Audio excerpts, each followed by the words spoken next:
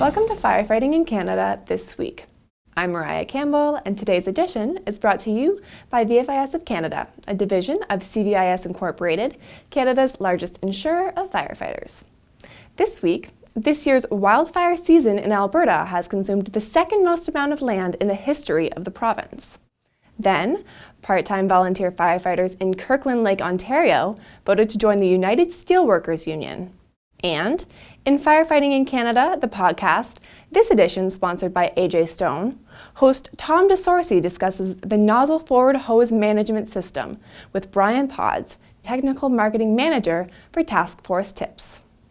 October 31st marked the end of the 2019 Canadian wildfire season, and fires in Alberta have burned almost 900,000 hectares of land. This year is second to the record-setting 1981 Alberta wildfire season, when 1.3 million hectares were consumed, reports the Edmonton Journal. The majority of the wildfires this year burned across north and north-central Alberta. The Checkegg Creek fire forced the evacuation of thousands of people in the high-level area of the province and destroyed homes in the Paddle Prairie Métis settlement. Data from Alberta Wildfire shows 5 of our 10 largest wildfires have occurred in the past decade. This year could be an indicator of future wildfire seasons and a possible new reality for the province, wildfire researcher Michael Flanagan told the Edmonton Journal.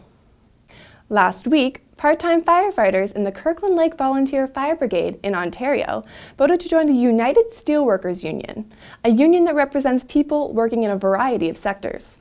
A statement released by the brigade says the Kirkland Lake firefighters are seeking respect and a voice in addressing their working conditions and other issues with the fire service.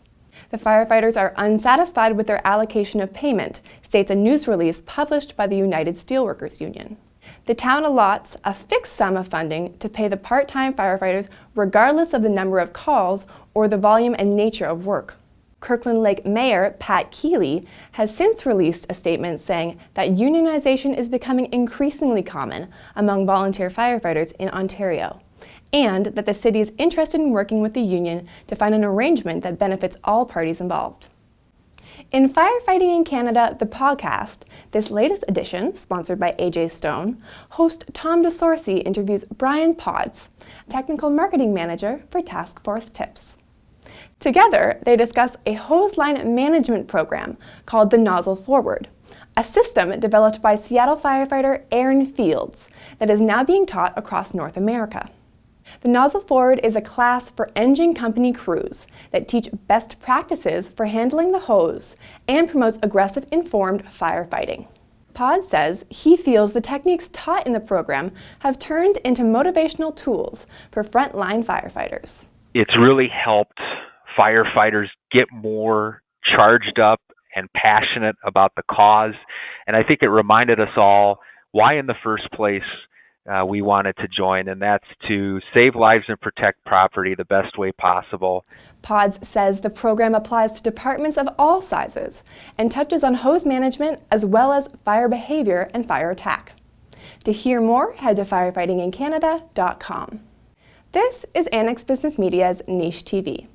Thanks again to VFIS of Canada, a division of CVIS Incorporated, Canada's largest insurer of firefighters. Stay tuned for our next episode on Friday, November 8th.